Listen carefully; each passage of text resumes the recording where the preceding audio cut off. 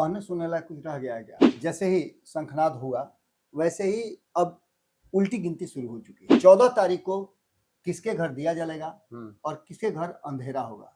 14 करोड़ लोग ये फैसला करेंगे कि क्या होना है। हालांकि 14 करोड़ लोगों में 7 करोड़ ही वोटर हैं। ओरमा ग्रुप, जो सोचता है वो करता है। आपके अपने सपनों का आशियाना। नमस्कार, भारत लाइव देख रहे हैं। मेरा नाम है उत्तम कुमार। देखिए, हमारा खास कार्यक्रम बाबा वाणी देख रहे हैं आप। और बिहार विधानसभा का चुनाव होने वाला है। इसका बिगुल भी बज गया है। 6 और 11 नवंबर को जो मतदान है वो होना है। लेकिन बिहार का यह जो चुनाव है किस करवट बदलेगा, किस करवट ऊंट जो है बैठेगी, पूरे मामले पर बातचीत करने के लिए हमारे साथ बाबा मौजूद है। बाबा से ही जुड़ेंगे। क्या कुछ कहिएगा बाबा? अब सब चीज क्लियर हो रहा है धीरे धीरे। कब चुनाव होगा, कब मतदान होगा, कब घोषणा होगा? अब कहने सुनने लायक कुछ रह गया है क्या? बिल्कुल। अब तो कह सुनाई कि देख दिखाई वाली बात हो गई है।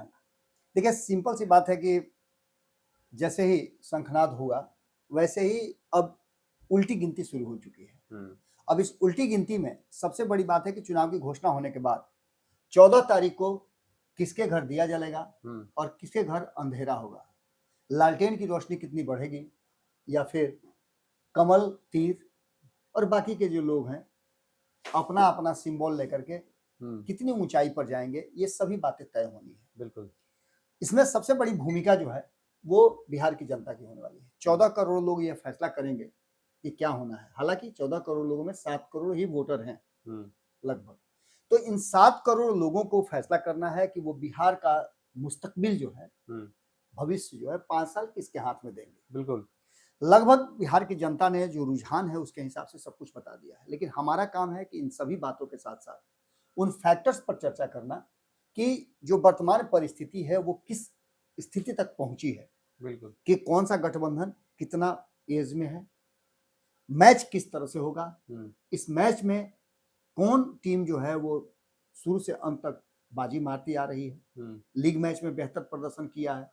ये सभी बातें जब आप सामने रखिएगा तो सबसे पहला जो सवाल आपका होगा, मैं जानता हूं कि आप पूछिएगा मुझसे, वो सवाल होगा कि एनडीए और इंडिया गठबंधन के बीच में जो केमिस्ट्री है, इंटरनल केमिस्ट्री कैसी है।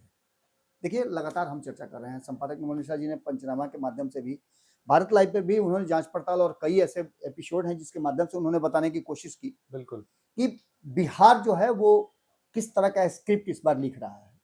और बिहार की जनता ने अपने कलम को अभी तक रोक के रखा है। जब हमारी टीम जाती है तो वो बताते हैं कि हाँ वो क्या करने वाले हैं, क्या फैसला उनका होगा, कितना किससे संतुष्ट हैं, नए लोगों पर कितना भरोसा है, ये सभी चीजें चल रही हैं। बिल्कुल। इनमें सबसे बड़ी बात है कि जो केमिस्ट्री आज से 2 महीना पहले तक इंडिया गठबंधन की थी, उस केमिस्ट्री में अचानक से एक परिवर्तन, एक चेंज आया है जिसमें अलग अलग खेमे में बटा हुआ दिखाई दे रहा है इंडिया गठबंधन, जिसकी कल्पना की जा रही थी। और बार बार ये इंडिया गठबंधन के दल कह रहे थे कि एनडीए गठबंधन की केमिस्ट्री ठीक नहीं है। बिल्कुल। सीटों को लेकर के विवाद उत्पन्न होगा। और आप सुने हैं ना कि चुई त छानब, बड़ी पुरानी कहावत है कि पेड़ के नीचे बैठ करके इंतजार कीजिए, जब पकेगा आम तो गिरेगा तब खाएंगे। आजकल कार्बाइड का जमाना है, नहीं कच्चा आम ही तोड़ करके और रख दिया जाता है, पाल डाल दिया जाता है, पक कर जाता है, बिकना शुरू हो जाता है। बिल्कुल। साल के 365 दिन आपको आम मिलता है। उसके लिए शीत घर की भी व्यवस्था की गई है, कोल्ड स्टोरेज का। तो आप समझिएगा कि ये हाथी के दांत दिखाने के और खाने के अलग अलग होते हैं। बिल्कुल। एनडीए गठबंधन भले ही ये दिखाई दे रहा था कि सब कुछ ठीक ठाक नहीं है, लेकिन इतना इंटैक्ट था इंटरनली कि एनडीए गठबंधन को ये पता था कि अभी नीतीश कुमार का कोई विकल्प नहीं आया है। भारतीय जनता पार्टी ने भी ये तय कर लिया कि जिस तरह से लोकसभा में नरेंद्र मोदी का कोई विकल्प इस देश में नहीं है, उसी तरह से बिहार में नीतीश कुमार का कोई विकल्प नहीं है। बिल्कुल। और खास करके भारतीय जनता पार्टी ने यह तय कर लिया था कि नीतीश कुमार के नेतृत्व में ही चुनाव लड़ा जाएगा। ऐसे में जो बाकी के घटक दल हैं उनके लिए बहुत ज्यादा स्पेस नहीं बनता था। तो ऐसी स्थिति में जो केमिस्ट्री थी एनडीए गठबंधन की, वो तो ठीक होनी थी। बात अब इंडिया गठबंधन की कर लें। पहली बात तो अस्थाई कोई दोस्त नहीं है, इसमें से आने और जाने वाले लोग हैं। कांग्रेस इस बार मानने के लिए तैयार नहीं है कि वो राष्ट्रीय जनता दल के इशारों पर नाचेगी। आप देखे हैं कभी बंदर का खेल देखे हैं, या क्या बोलते हैं उसको, कठपुतली का खेल देखे हैं? कठपुतली का खेल दिखाने वाले के हाथ में धागा होता है उंगली से नचाते हैं। और उंगली से ही वो इशारा करता है, डांस करवाता है, समझे? बिल्कुल। तो ये धागा जो है पहले हुआ करता था लालू प्रसाद के हाथ में। निश्चित रूप से लालू प्रसाद का मजबूत हाथ था, 30% जिसके पास वोट हो उससे ज्यादा मजबूत हाथ किसका होगा? कांग्रेस को ऐसा लगता था कि भाई ये मजबूत हाथ अगर मेरे हाथ से छूट गया, कांग्रेस ने कोशिश किया, जैसे 2010 में कोशिश किया, कांग्रेस अकेले चुनाव लड़ी, स्थिति उसकी खराब हो गई, मात्र 4 सीटों पे आकर टिक गई। लेकिन वही कांग्रेस जब बाकी के लोगों के साथ लड़ती है तो बेहतर प्रदर्शन करती है। बेहतर प्रदर्शन जैसे 2024 के चुनाव में ही आप देख लीजिए कि उसने फिनिशिंग किया, लगभग 23 सीट लड़ने वाले से 9 सीट लड़ करके फिनिशिंग किया उनके बराबर में, 3 सीट जीत करके आई कांग्रेस। ये सभी चीजें और ऐसी ऐसी सीटें जीत करके आई है जो असंभव लगता था। तो इन सभी बातों को लेकर के अगर अमूमन बात करें तो 4 सीट ही जीत करके आई है, क्योंकि पप्पू यादव की सीट भी कांग्रेस की सीट मानी जा रही है। बिल्कुल। तो 23 सीट लड़ करके जब राजद 4 सीट जीत सकती है और 9 सीट लड़ करके ये 4 सीट जीत सकती है तो इसका पावर तो बढ़ेगा ही। बिल्कुल। उसमें इस केमिस्ट्री को बेहतर करने के लिए प्रयास तो तेजस्वी यादव ने किया, वो राहुल गांधी को लीड दे दिया, राहुल गांधी के पीछे पीछे 15-16 दिन चले, ये उनकी सबसे बड़ी गलती थी और यहीं से केमिस्ट्री गड़बड़ा गई। यहीं से कांग्रेस को ऐसा लगा कि वो पावर उसका बढ़ गया है और उस पावर में उन्होंने मानने से इनकार कर दिया तेजस्वी यादव को मुख्यमंत्री का चेहरा। यहां से केमिस्ट्री गड़बड़ाई और इस केमिस्ट्री पर अब एनडीए गठबंधन लीड ले रहा है। जितने भी सर्वे आपने देखे होंगे सब सर्वे जो है वो एनडीए की तरफ स्विच कर गए हैं। तो सबसे पहला फैक्टर तो यही था इन 6 फैक्टरों में से, जो केमिस्ट्री वाली बात थी। बिल्कुल। दोनों गठबंधन की केमिस्ट्री को आप देखिए तो एनडीए गठबंधन की केमिस्ट्री बहुत अच्छी दिखाई दे रही है और बाकी की केमिस्ट्री जो है वो कहीं ना कहीं उतनी ज्यादा मजबूत नहीं दिखाई दे रही है। बिल्कुल। एक केमिस्ट्री की बात और कर सकते हैं प्रशांत किशोर की। तो प्रशांत किशोर की कोई केमिस्ट्री नहीं है। प्रशांत किशोर किसी के साथ नहीं है, अकेले चुनाव लड़ रहे हैं, 243 पे उम्मीदवार उतारेंगे। उन्होंने कहा भी है कि वो आगे भी चुनाव के बाद भी किसी के साथ कोई गठबंधन नहीं करेंगे। तो सीधी सी बात आप समझ के रखिए कि एक बात तो ये तय मान के चलिए कि प्रशांत किशोर को अलग खाने में आप रख दीजिए। बाकी के जो दल हैं, चाहे बसपा की बात कर लीजिए, आप एआईएमआईएम की बात कर लीजिए, उनकी केमिस्ट्री भी अलग है क्योंकि वो अकेले अकेले चुनाव लड़ रहे हैं। अगर कोई गठबंधन बनता है, जो कि समय भी अब बहुत कम रह गया है, 17 तारीख तक प्रथम चरण के नामांकन की अंतिम तिथि होगी, 10 तारीख को नोटिफिकेशन जारी हो जाएगा। तो ऐसी स्थिति में 6 तारीख को जब मतदान होगा पहले चरण का, उससे पहले अब कोई केमिस्ट्री बनती हुई दिखाई नहीं दे रही है। लेकिन जो वर्तमान केमिस्ट्री है उसको ठीक किया जा सकता है और बेहतर किया जा सकता है या फिर और बिगड़ सकता है। अभी सीट शेयरिंग का समझौता होना बाकी है, इसलिए इस केमिस्ट्री को लेकर के आप और क्या क्या फैक्टर हैं? प्रशांत किशोर की बात आपने की थी। प्रशांत किशोर निश्चित रूप से एक फैक्टर बने हैं इस बार। बिल्कुल। और प्रशांत किशोर इसलिए फैक्टर बने हैं कि प्रशांत किशोर ने अकेले दम पे जो विपक्ष की भूमिका अपने पक्ष में कर ली है। आपने देखा होगा कि जितना एग्रेसिव तेजस्वी यादव नहीं है, कांग्रेस नहीं है, उससे ज्यादा एग्रेसिव प्रशांत किशोर। लगातार हमारे संपादक सर कहते हैं कि विपक्ष की भूमिका निभा रहे हैं प्रशांत। बिल्कुल। तो अब जो स्थिति उत्पन्न हुई है उसमें प्रशांत किशोर ने 243 सीटों पे लड़ने की बात कर ली है। प्रशांत किशोर ने कुछ नई बातें सामने रखी हैं। उन्होंने साफ कहा है शराबबंदी, जो कि बिहार की जनता के डिमांड पर किया गया था, तो उनका कहना है कि ये काफी महत्वपूर्ण फैसला है, इस फैसला को हम लेंगे, हम 1 महीना के अंदर में जैसे ही हमारी सरकार बनती है तो करेंगे हम। 243 सीटों पे उन्होंने खुद लड़ने का फैसला लिया है। और सबसे बड़ी बात यह है कि देखिए जो वोटिंग वर्ग है उसको 2 पार्ट में डिवाइड उन्होंने कर लिया है।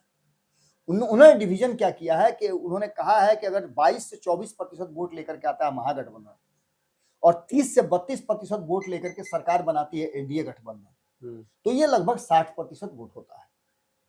यानी 40-39% वोट अभी भी अलग अलग खेमे में बिखरा हुआ है। बिल्कुल। तो वो वोट यदि हम लेकर के आते हैं, समझिएगा बड़ी बारीक बात है, कितना वोट, तो 30 से 40% वोट लेकर के आती है और एक 22 से 24% वोट लेकर आती है। इन वोटों को अगर एक जगह इकट्ठा कर ले तो बाकी शेष वोट जो बचता है वो तो किसी ना किसी को जाता ही है। बिल्कुल। वो वोट अगर जनसुराज को आ जाता है तो हम उस जगह पर खड़ा हो जाएंगे जहां सरकार बनाने की स्थिति है हमारी। कल तो समीकरण भी बता रहे थे प्रशांत किशोर। बिल्कुल। उसी समीकरण की मैं बात कर रहा हूं। यानी कि सवर्णों का एक तरफ आप समझिए कि सवर्ण ये मानते हैं कि एनडीए का मानना है, भारतीय जनता पार्टी का मानना है सवर्ण हमारे वोटर हैं, बिल्कुल। लौकुश समीकरण नीतीश कुमार के वोटर हैं, एमओआई समीकरण उधर वोटर हैं।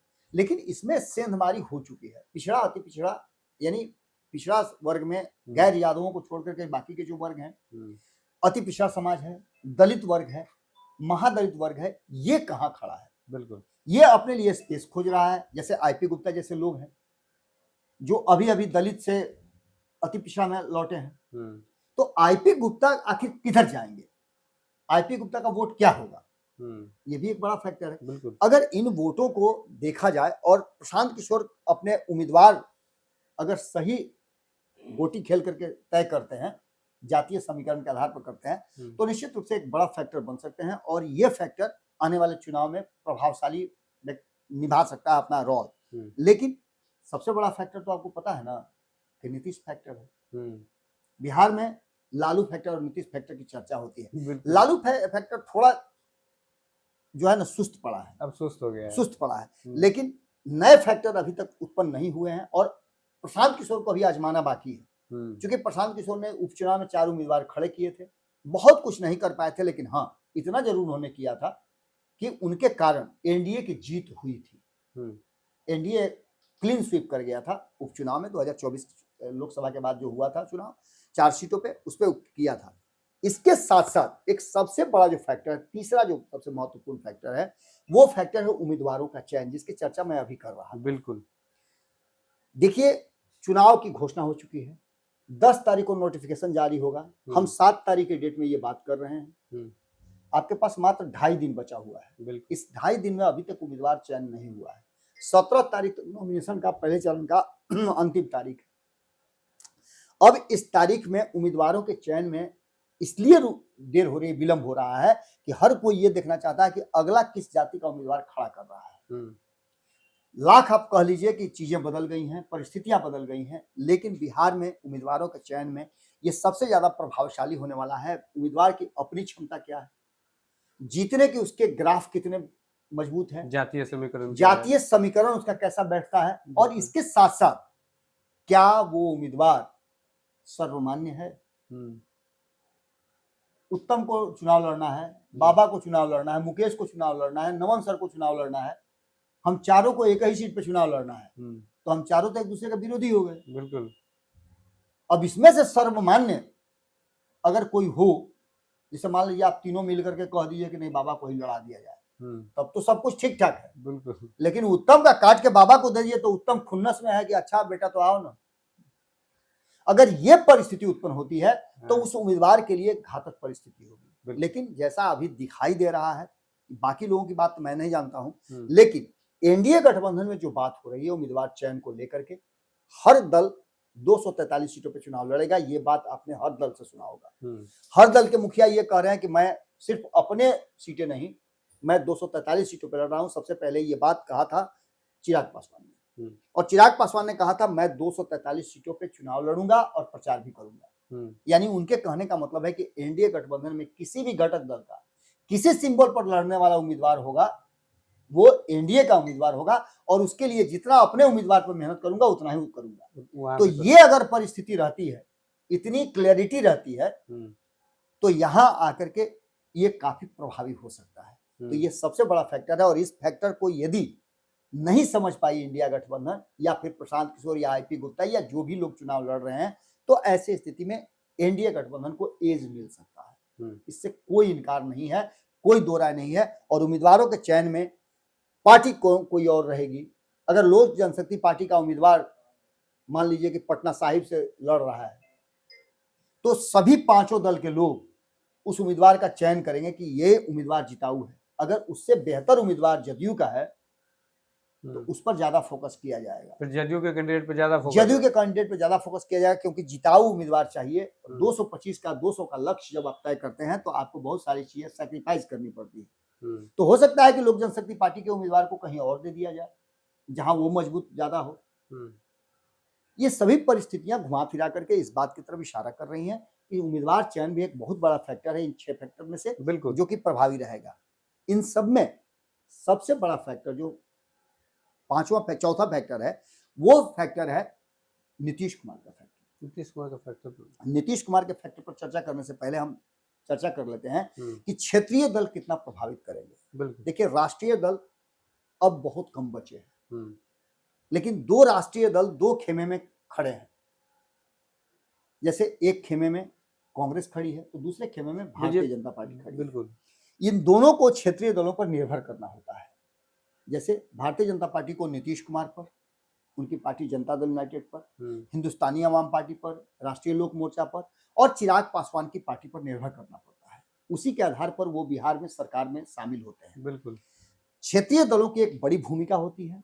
दूसरे खेमे में भी आप देख लीजिए तो राष्ट्रीय जनता दल जितना सपोर्ट करेगी कांग्रेस को, या कांग्रेस जितना राष्ट्रीय दल है जितना सपोर्ट कर पाएगी, वीआईपी जितना सपोर्ट कर पाएगी, लेफ्ट जितना सपोर्ट कर पाएगी, इसके अलावे और भी दलों को जोड़ने की बात चल रही है, वो कितना सपोर्ट कर पाएंगे, ये बहुत अहम भूमिका होगी। और 6 फैक्टर में से ये जो 5वां फैक्टर है वो सबसे ज्यादा प्रभावी होने वाला है। क्षेत्रीय दलों की भूमिका बेहतर होने वाली है और खास करके जातीय गणना करा करके नीतीश कुमार ने जो आंकड़े ऊपर कर दिए हैं ना, इससे सबको पता है कि हम कितना प्रभाव में हैं और हम कितना ज्यादा चुनाव को प्रभावित कर सकते हैं।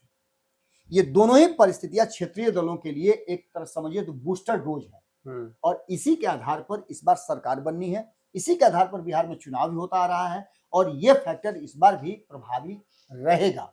इसके अलावा एक फैक्टर है कि चुनावी अंकगणित की, नीतीश कुमार की मैं बात करूंगा लेकिन सबसे अंत में ये छठा फैक्टर जो था, चौथे फैक्टर को छोड़ करके हम छठे पर आ गए हैं। इसके पीछे का कारण है कि अंक गणित जो है और जातीय फैक्टर जिसकी चर्चा मैं इससे पहले कर रहा था, अंक गणित भी बहुत मजबूत है। अंक गणित से अगर देखिए आप उंगली पर आप गिनना शुरू कीजिए,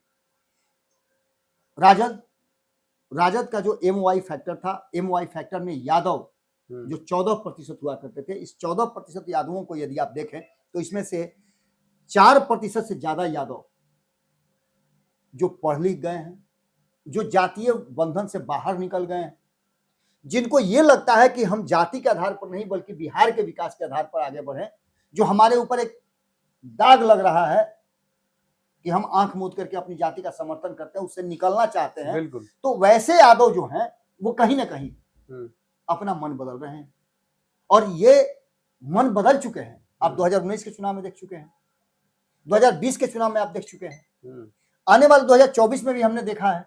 बिल्कुल। अब जो स्थिति उत्पन्न हुई है उस स्थिति में यादव ही नहीं, मुसलमानों में भी एक बड़ा फैक्टर आया है, जो कि MY फैक्टर लालू प्रसाद ने बनाया था। उस फैक्टर में एक डेंट जरूर हुआ है, टूट हुई है, एक डेंट हुआ है। उस डेंट में प्रशांत किशोर कितना उसमें डेंट लगाते हैं, क्योंकि प्रशांत किशोर ने इस बात को दिखाया है। बेलागंज जो उपचुनाव हुआ था उसमें यादव और मुसलमानों के आधार पर ही जीत हार होता था और सीधे तौर पे आपने देख लिया कि जदयू की जीत, इसका मतलब है कि MY समीकरण टूटा है। बिल्कुल। आप देख लीजिए सीमांचल के क्षेत्र में मुसलमान फाइनल करते हैं, वही जीत हार का आंकड़ा तय करते हैं, वहां AIMIM का प्रभाव रहा है।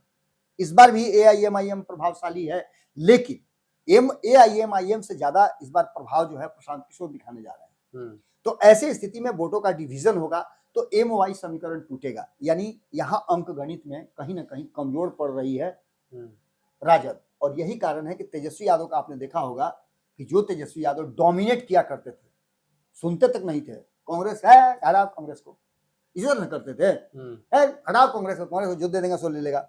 2024 में यही किया, सारी सीटें बट गई, अपने उम्मीदवार खड़े कर दिए पहले चरण में, तब तक कांग्रेस को कोई सीट नहीं मिली थी। कांग्रेस 15 सीटें मांग रही थी, नहीं मिला, 9 सीटों पर संतोष करना पड़ा तब, जबकि ये समझ गई कांग्रेस कि अब इस तीसी में तेल नहीं है। सारा निचोड़ लिया था तेजस्वी यादव ने और तब हुआ क्या कि कांग्रेस को 9 सीटें दी गई। आज वही कांग्रेस ये समझ चुकी है कि राजद कमजोर हुई है तो वो डोमिनेट करने लगी है। आपने देखा होगा कि बिहार का कमान अपने से लेकर के घूम रहे हैं राहुल गांधी। बिल्कुल। यहां तक कि 80-85 साल में पहली बार राष्ट्रीय कार्यकारिणी की बैठक बिहार में होती है, बिहार में। तो दैट मीन्स कि कांग्रेस ने यहाँ पर जो अंक गणित है वो समझ लिया है कि यहाँ अंक गणित में उसे अपने पुराने कैडर जो है उसको रिकॉल करना पड़ेगा। बिल्कुल। इस अंक गणित में भारतीय जनता पार्टी थोड़ा आगे निकल रही है। हिंदुत्व वाला वोट, सवर्णों का वोट लगभग 60 से 70% भाजपा को जा रहा है। बिल्कुल। लौकुश समीकरण का वोट और कहीं नहीं जा रहा है, सीधे नीतीश कुमार को जा रहा नीतीश कुमार को जा है। रहा है। महिलाओं का वोट किसको जा रहा है? नीतीश कुमार को जा रहा है। है। 10,000 रुपया भैया दे दिए, इसको कंटिन्यू भी तो करवाना है। हम्म, कौन देगा? नीतीश आएंगे तो भी ना मिलेगा, अरे दूसरा सरकार आएगी तो नहीं मिलेगा। बिल्कुल। तो महिलाओं को 10,000 रुपया मिला, इसके अलावे बुजुर्गों को मिला, विकलांगों को मिला, असहायों को मिला। 400 से 1100 हो गया। हमारे ही चैनल पे जब हम लोगों से पूछते हैं तो लोग कहते हैं हटाइए ना महाराज, हमको कौन दिया, हमको आज 5 साल से कौन दे रहा है राशन, हम उसी को ना वोट करेंगे। 125 यूनिट तो कौन दे रहा है? यहाँ अंक गणित जो है और टाइट हो रहा है। चिराग पासवान का वोट इधर उधर नहीं होता, ये सबको पता है। उपेंद्र कुशवाहा समाज के वोट का बिखराव 2024 में हुआ था, लेकिन पवन सिंह को ला करके वही अंक गणित को मजबूत कर लिया गया। और बाकी जीतन राम मांझी की बात कर लिए तो महादलित और अपने समाज का वोट तो वो लेकर के ही आते हैं, क्योंकि अपने भी जीते थे। अपने जब माफ कीजिएगा लोकसभा जीत करके गए, सीट खाली हुआ तो इमामगंज में बहू को उतारा, वो भी जीत करके आई, तो उनका भी वोट ट्रांसफर होता है। यानी यहाँ अंक गणित और जातीय फैक्टर दोनों एनडीए गठबंधन के साथ इंटैक्ट है। अब हम चौथे पॉइंट जिसको छोड़ दिए थे बीच में, नीतीश फैक्टर। नीतीश फैक्टर का कोई काट नहीं है, कोई जोड़ा नहीं है, क्योंकि लालू प्रसाद जैसे ही थोड़ा कमजोर पड़े और लालू प्रसाद के हाथ में से राजद की कमान जैसे निकली, तो आपने सुना भी होगा कि तीर से निकला हुआ कमान और जुबान से निकला हुआ बोली अगर निकल गया तो वापस नहीं आता है। बिल्कुल। ये महाभारत और रामायण युग नहीं है कि तीर मारे और फिर तीर आपके तरकस में आ गया लौट करके, वो नहीं है। यहां से जो तीर छूट गया वापस नहीं आता है। और सीधे तौर पे नीतीश कुमार का फैक्टर, नीतीश कुमार का जो काम है, नीतीश कुमार के 20 साल का, और नीतीश कुमार ने जो योजनाओं की एक फहरिस्त चलाई है, बौछार दी है, गिनती उंगली पे नहीं हो पाएगा। 2 दर्जन से ज्यादा ऐसी बातें उन्होंने की हैं। बिल्कुल। और अंतिम में बचा खुचा था तो मेट्रो पर लोगों को बैठा करके वो भी पूरा कर दिया। बिल्कुल। यानी कि सीधी तौर पे नीतीश कुमार है। और नीतीश कुमार सबसे बड़ा फैक्टर, इन 6 फैक्टर में सबसे मजबूत फैक्टर अगर कोई है तो वो नीतीश फैक्टर है। नीतीश जिधर रहे हैं पिछले 20 साल में, सरकार उधर ही बनी है। अब नीतीश किधर है ये हम जनता पर छोड़ देते हैं। देखिए, हमारा खास कार्यक्रम बाबा वानी देख रहे थे आप, और इस वीडियो में 6 ऐसे फैक्टरों पर बातचीत हुई है। इस फैक्टर की वजह से जो बिहार का चुनाव है वो ऊंट किस करवट बदलेगा वो पता चलेगा। बहरहाल इस खबर में इतना ही। आपकी इस खबर को लेकर क्या कुछ राय है, कमेंट बॉक्स में जानकारी जरूर दें। धन्यवाद।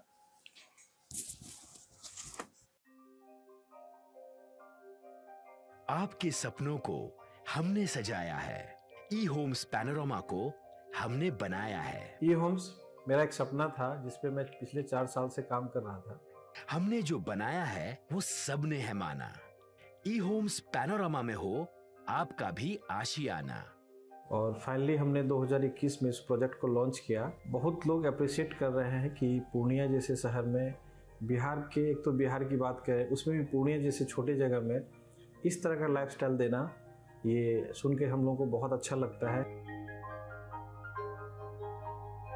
ई होम्स में हमने कुछ और भी किया है, जैसे हम जिस जगह में रह रहे हैं हमारे फैमिली सिक्योर हो, उनको सिक्योरिटी का ध्यान में रखा है। आपकी सुविधा और सुरक्षा आपके लिए खास है, ये आपका विश्वास है। इसमें आर्टिफिशियल इंटेलिजेंस का 7 लेयर सिक्योरिटी का हमने इस्तेमाल किया है। लस ग्रीन कैंपस को बनाया है। यदि हमारा बाउंड्री वाल है तो वो वर्टिकल गार्डन है। ये जितनी भी फैसिलिटी होता है एक इंटरनेशनल टाउनशिप में ई होम्स है, ये हम लोग विश्वास नहीं कर पा रहे हैं। जो भी हमारे मित्र दोस्त या जो भी हमारे बाहर के बाहर आते हैं तो हम लोगों को बहुत अच्छा सुनने को मिलता है और बहुत अच्छा क्रेडिट मिल रहा है। वो सारा हमने सिर्फ एक बिल्डिंग नहीं बनाया, हमें एक बहुत अच्छा लाइफस्टाइल दिया ई होम्स में, और मेरा एक सपना था जिसको मैं आज फुलफिल होते हुए देख रहा हूँ। ये आपका आवास है। ई होम्स पैनोरामा में अब आपका निवास है।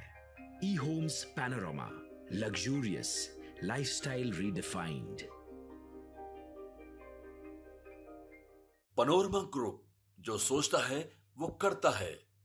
अगर ये वीडियो पसंद आई और वह बिहार के राजनीति और बिहारियत से सरोकार रखेनी तो सब्सक्राइब बटन दबा के चैनल के सब्सक्राइब कर ली। ओजे एगो घंटी बा, ओकरा बटन दबा देला से कुल सटीक और मारक खबर रुआ मुफ्त में मिल जाई। अगर रउआ पत्रकारिता के हमनी के नया प्रयोग में सहयोग कर चाहतानी तो ज्वाइन बटन दबा दी। पेटीएम नंबर नोट कर ली 9386816700।